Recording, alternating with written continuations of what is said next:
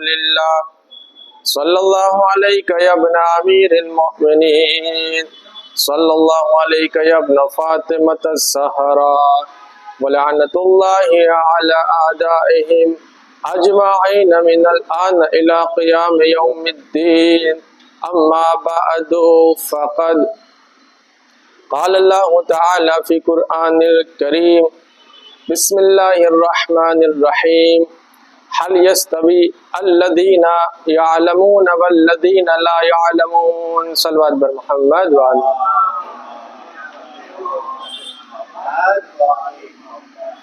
કાલે તમારી સમક્ષ મેં બયાન કર્યું કે શિયતની પાસે ઘણી બધી કિતાબો છે તે કિતાબમાંથી ચાર મશહૂર કિતાબ છે કે જેને કુતુબે અરબા કહેવાય છે એ ચાર કિતાબમાંથી સૌથી પહેલી કિતાબ લખાણી એ હતી અલ કાફી કે લખી શેખ કુલેનીએ શેખ કુલેનીનું નામ હતું મોહમ્મદ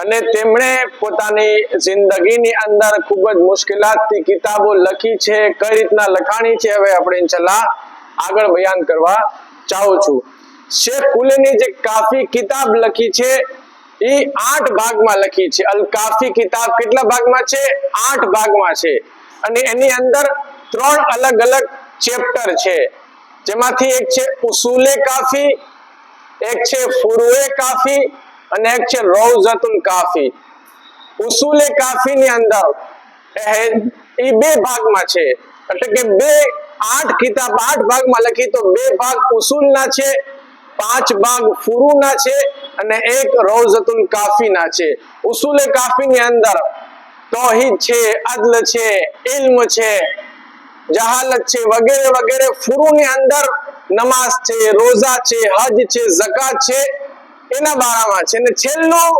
રૌઝતુલ કાફી ની અંદર છેલ્લા ભાગમાં અહેલે બેત અલૈહિમુસ સલામ અઈમા અલૈહિમુસ સલામ ની ફઝીલત બયાન કરવામાં આવી છે આ કિતાબ શેખ કુલેનીએ લખી છે કેટલા વખત લાગ્યો હશે 20 વર્ષ લાગ્યા આ કિતાબ લખવા માટે અને અત્યારના આપણે અહીંયાથી ભાવનગર જવું હોય કેટલું આસાન થઈ ગયું પહેલા ઇન્સાનને અહીંયાથી ભાવનગર જવું હોય 3 કલાક થતા અત્યારના 1.5 કલાકમાં પહોંચી જાય છે શા માટે કારણ કે રસ્તા સારા થઈ ગયા છે પહેલા રસ્તા સારા એટલા બધા ન હતા અને રસ્તો એકદમ ટૂંકો ને સીધો કરી નાખ્યો છે પણ વિચાર કરો કે એ જમાનામાં ઇન્સાનને એક ગામથી બીજા ગામ જવું હોય તો ત્યારે બસ ના હતી ત્યારે મોટર ના હતી ત્યારે સ્કૂટર ના હતા બલકે ઘોડા હતા અથવા તો ઊંટ હતા કોઈ માણસ 1 કલાક ઘોડા પર બેસીને સફર કરે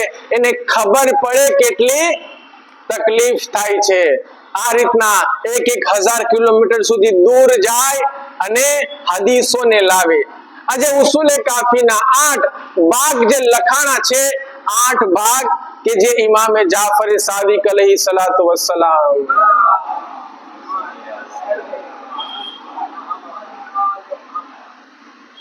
400 કિતાબ લખાણી આપની જે હદીસો હતી આપના સહાબીઓએ જમા કરી ભેગી કરી કે જેને ઉસૂલે અરબા મિયા કહેવાય છે 400 કિતાબો લખાણી આ 400 કિતાબોમાંથી આપ કાફી કિતાબ લખે છે એ સિવાય ગામો ગામ જઈને હદીસો ગોતીને પોતે અંદર કાફીમાં નોટ કરવામાં આવે છે તારીખ કહે છે કે જ્યારે છઠ્ઠા ઇમામના સહાબીએ કિતાબો લખી છે તો એ ટોપિક વાઇઝ ના હતી કે ઇલ્મ છે પછી જહાલત છે ને પછી ફલાણું છે ને પછી ફલાણું છે ના બલકે એક હદીસ ઇલ્મની છે એક ફિકહની છે એક મંતિકની છે એક ઉસૂલની છે આ રીતના 400 કિતાબો અલગ અલગ રીતે અલગ અલગ ટોપિકની અંદર હદીસો હતી એક ટોપિક વાઇઝ ના હતી શેખ કુલેની પોતે ટોપિક વાઇઝ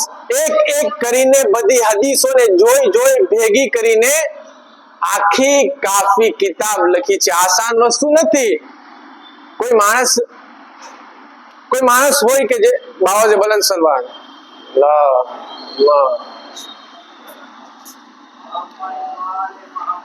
એક કિતાબ હોય કે જેની અંદર ઘણી બધી અલગ અલગ જાતના ટોપિક વાળી કિતાબ છે, અલગ અલગ હદીસો લખેલી છે, એને ભેગી કરી અને એક ટોપિકમાં લખવા જાય, આ ટોપિક લે પછી આ ટોપિક પછી આ ટોપિક ગોતવા બેસે, જોવે કેટલા દિવસો ચાલ્યા જશે, પણ શેખ કુલેનીએ જે કિતાબ લખી છે, વિચાર કરો કેટલી તકલીફ થઈ હશે, એક બે ની બલકે 20 વર્ષ લાગે છે આ કિતાબ લખવામાં. અને કિતાબ શા માટે લખી, શું કારણ છે? એનું કારણ છે કે ઇમામના ત્રીજા નાયબ હતા. શું નામ હતું? શું નામ હતું? હુસૈન બિન રૂ. ઇમામના 4 નાયબ હતા અને આ ચારે નાયબના નામ અને બતાવું કે પહેલા હતા ઉસ્માન બિન સાઈદ કે જે હિજરી સન 260 થી 265 સુધી ઇમામના નાયબ રહે છે. કેટલા વર્ષ થયા? 5 વર્ષ. 265 થી લઈ 305 સુધી એમના દીકરા મોહમ્મદ બિન ઉસ્માન ઇમામના નાયબ રહે છે. કેટલા વર્ષ થયા? 41 વર્ષ. સોરી 45 વર્ષ. પછી હુસૈન બિન રૂ 305 થી 326 21 વર્ષ સુધી ત્રીજા નાયબ રહે છે અને ચોથા નાયબ 326 થી 329 વર્ષ. કુલ 69 વર્ષ થયા. ત્રીજા નાયબ 21 વર્ષ સુધી આ નાયબ ઇમામના નાયબ રહે છે.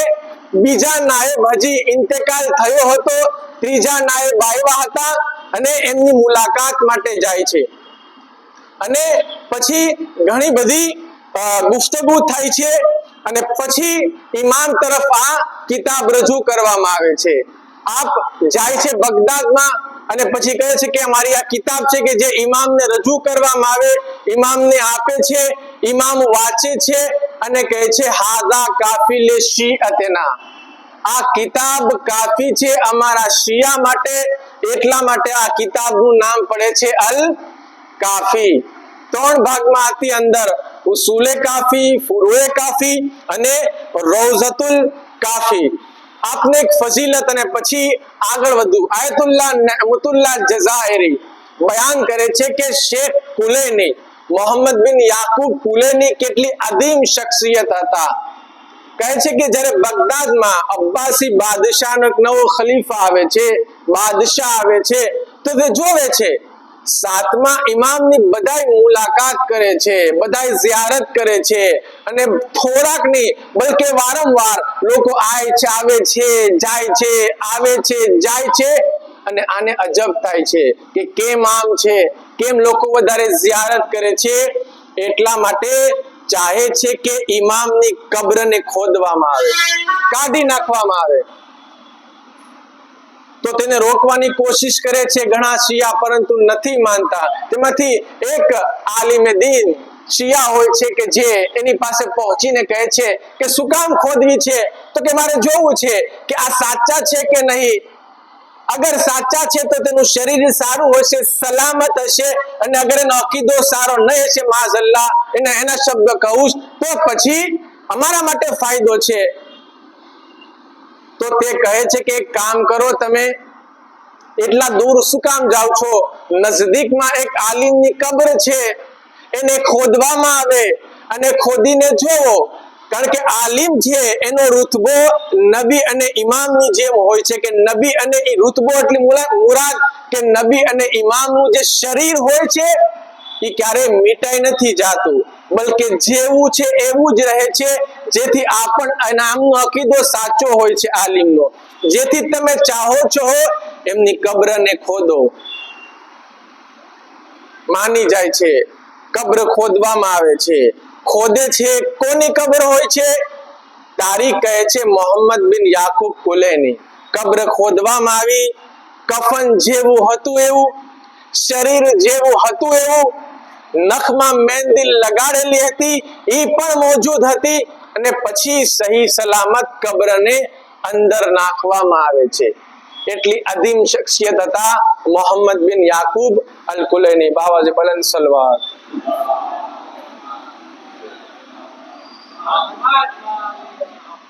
મેં ટોપિક શું કામ લીધો? વધારે પડતા લોકો લે છે ઇમામ હુસેન નો ટોપિક લે છે, કરબલા નો ટોપિક લે છે.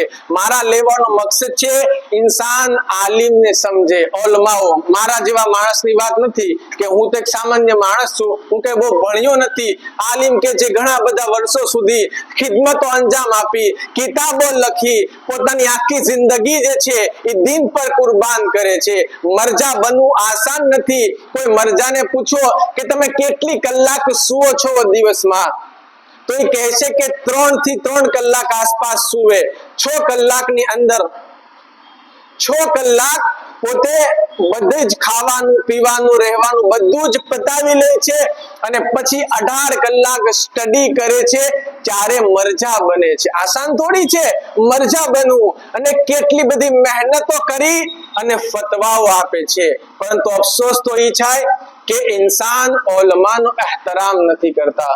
ઓલમાનો એહતરામ કરવો જોઈએ, એની ઇજ્જત કરવી જોઈએ. રસૂલ ખુદા સલ્લલ્લાહુ અલૈહિ વસલ્લમ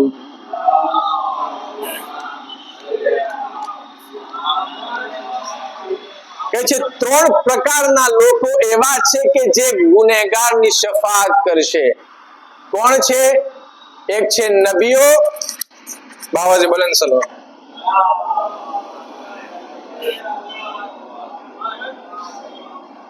એક છે નબીઓ, બીજું છે આલિમ, અને ત્રીજું શહીદ. આ શું કરશે? ઘણી બધી રિવાયાતો છે. એક રિવાયત બયાન કરી, કહેવાનો મીનિંગ કે આલિમ છે કે જે લોકોની શફાઅત કરશે. એક આબિદ છે કે જે 1000 રકાત પડે, એના કરતા બહેતર છે કે આલિમ સુઈ જાય. આલિમની અઝમત છે. આલિમ જ્યારે દુનિયાથી રૂખસત થાય છે, શૈતાન જે છે ખૂબ જ ખુશ થઈ જાય છે, બહુ વધારે પડતો ખુશ થાય છે. બરહાલ અઝીઝાન મોહતરમ, એક આલિમ તરફ આગળ વધીએ. ઈ છે કે જે બીજી કિતાબ, અદીમ કિતાબ લખી છે, મન લા યહઝરુલ ફકીહ. 4 મોટી કિતાબ છે, કાફી, મન લા યહઝરુલ ફકીહ, તહઝીબ અને અલ ઇસ્તિબસાર. મન લા યહઝરુલ ફકીહ કોણે લખી? શેખ સદુકે લખી છે. શેખ સદુકનું નામ શું હતું? મોહમ્મદ હતું. એમના ફાધરનું નામ હતું અલી, મોહમ્મદ બિન અલી બાબવે. એમના જે ફાધર હતા તે પોતાની કાકાની દીકરીની સાથે નિકાહ કરે છે. 50 વર્ષ થઈ જાય છે, એમને ઔલાદ નથી થતી, પરેશાન હતા. પોતે ત્રીજા નાયબને ખત લખે છે, હુસેન બિન રૂહને. ખત લખીને કહે છે કે મારો પૈગામ ઇમામને પહોંચાડો, આ મારો લેટર ઇમામને પહોંચાડો કે મને અલ્લાહ ઔલાદ આપે. ઇમામ લખીને બયાન કરે છે કે મૌલાના સાદિક હસન આના બારામાં આગળ ડિટેલમાં કહે છે કે જ્યારે ઇમામની પાસે પહોંચે છે, ઇમામ આગળ લખીને મોકલાવે છે કે તમને આનાથી ઔલાદ નહીં થાય, બલકે તમને એક કનીઝ મળશે, એને તમે લઈ એનાથી નિકાહ કરજો. અલ્લાહ 2 ઔલાદ આપશે, એકનું નામ મોહમ્મદ રાખજો, એકનું નામ હુસેન રાખજો. તારીખ બયાન કરે છે કે આ 2 એવી અદીમ શખ્સિયત હતી કે જ્યારે કુમમાં ભણતા હતા તો એવી અદીમ શખ્સિયત કે લોકો અજબ થતા. જે પણ વાંચે ક્યારેય ન ભૂલે, જે પણ સાંભળે ક્યારે દિમાગમાંથી નીકળી ન જાય. આપણો દિમાગ એવો છે કે આપણે વાંચીએ અથવા તો સાંભળ્યું હોય, થોડાક દિવસમાં ભૂલાઈ જાય. ખબર નથી કે મેં અઠવાડિયા પહેલા શું ખાધું હતું, પણ એનો દિમાગ એકદમ તેજ હશો. શા માટે? એટલા માટે કે ઇમામ લખે છે કે અલ્લાહ તમને બાબરકત ઔલાદ નસીબ કરશે, બાબરકત ઔલાદ નસીબ કરશે. એમના ફાધર જે છે એ અધીમ શખ્સિયત હતા. 11મા ઇમામના સહાબી હતા, જનાબે અલી બિન બાબવે. અધીમ શખ્સિયત હતા. તેને ખુદ 11મા ઇમામ અસ્કરી અલૈહિસ્સલાતુ વસ્સલામ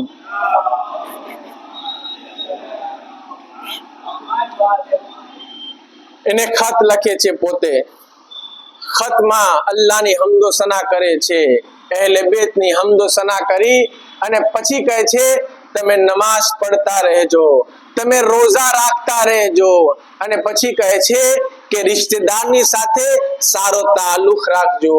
અને પછી એક વસિયત કરે છે કે મારા પછી આવનાર ઇમામનો ઇંતજાર કરજો. કોનો ઇંતજાર કરજો? 12મા ઇમામનો ઇંતજાર કરજો. ઇંતજાર એટલે શું? ઇંતજારથી મુરાદ ઈ છે કે હું કહું અલ અજલ આપણે પઢીએ છીએ નમાઝ પછી કે અજલલ્લાહુ તાઆલા ફરજક વસહલલ્લાહુ તાઆલા મખરજક નો મીનિંગ શું થાય? અજલ જે છે બે તરફ બે મીનિંગ થાય છે. એક ઐન થી આવે છે અને એક અલીફ થી આવે છે. અગર અલીફ મુરાદ લઈએ તો શું થાય કે પરવરદિગાર ઇમામના ઝહુરમાં તું દૂર કરી દે, થોડોક જે છે ફાસલો કરી દે. પણ ઐન થી મુરાદ થાય છે અજલલ્લાહુ કે પરવરદિગાર જલ્દી કર ઇમામના આવવામાં. વસહલલ્લાહ સહલ એટલે શું? ઇમામના આવવામાં આસાની કર. દુઆ કરીએ છીએ રોજ આપણે ઝિયારત પછી. શું કામ કરીએ છીએ? શું ફક્ત દુઆ કરવાથી ઇમામ આવી જશે? તો આવી જવા જોવે. દુનિયાની અંદર કેટલા બધા શિયાઓ છે, કેટલી દુઆઓ કરે છે, નમાઝ પછી થાય છે, ઝિયારત પછી થાય છે. શા માટે ઇમામ નથી આવતા? કારણ કે ઇમામને પોતાના લશ્કરની જરૂર છે, મદદગારની જરૂર છે. ફક્ત 313 નહીં, બલકે ઇમામને રિવાયત મને બે રિવાયત મળી. એકમાં છે કે 10,000 લશ્કરની જરૂર છે, એક રિવાયતમાં છે 15,000 ઇમામને લશ્કરની જરૂર છે. ઇમામને લોકોની જરૂરત છે. ઇમામ આમનામ કેમ એકલા સામનું કરે, બલકે ચાહે છે કે લોકો તૈયાર થઈ જાય અને લોકો મારો સાથ આપે. તો સવાલ એ છે કે એટલા બધા શિયાઓમાં 10,000 લોકો નથી કે જે ઇમામના નાસિર બની શકે.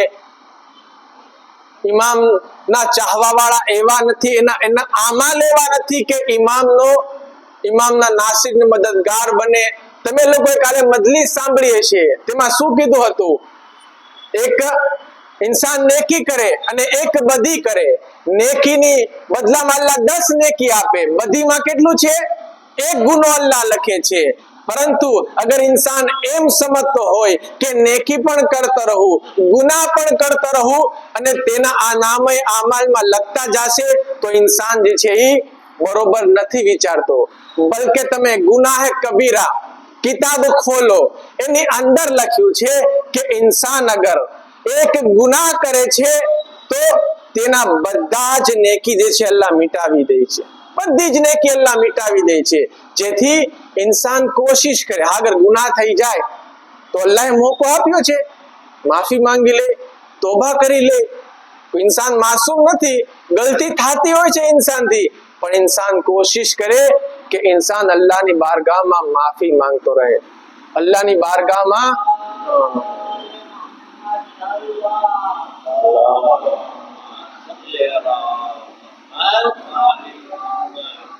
માફી થકી જ અલ્લાહની બારગાહમાં પહોંચી શકે છે. એનું નામ છે તોબા. અત્યારે સમય નથી, કારણ કે હમણાં નમાઝનો સમય થાય છે. તોબા એટલે શું?